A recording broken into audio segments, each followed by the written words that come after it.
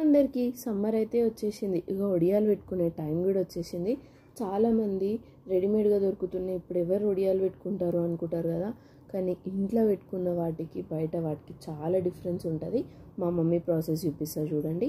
First ఒక బొగాన్లో 2 kgs rice వేసుకొని అవి మంచిగా కడిగి నానబెట్టేసుకోవాలి.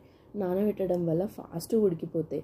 ఇక నైట్కి ఉడకబెట్టేటప్పుడు కలుపుతూనే ఉండాలి.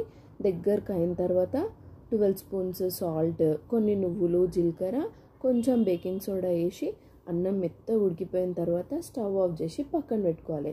ఇక మార్నింగ్ కల్లా అది గోరువెచ్చగా అవుతుంది.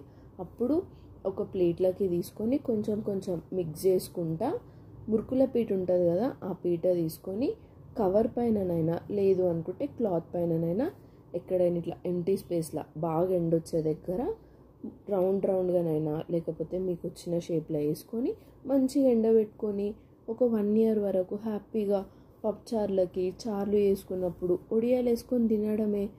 అండ్ ఇంకా ఇట్లాంటివి చాలా వెరైటీస్ చేస్తుంది మా మమ్మీ. ఆ వీడియోస్ కూడా కావాలంటే నా ఛానల్ని సబ్స్క్రైబ్ చేసుకోండి. ఇవి కూడా ట్రై చేసి ఎట్లొచ్చిందో నా కమెంట్ బాక్స్లో పింగ్ చేయండి. లైక్ షేర్ చేయడం మర్చిపోకండి మరి.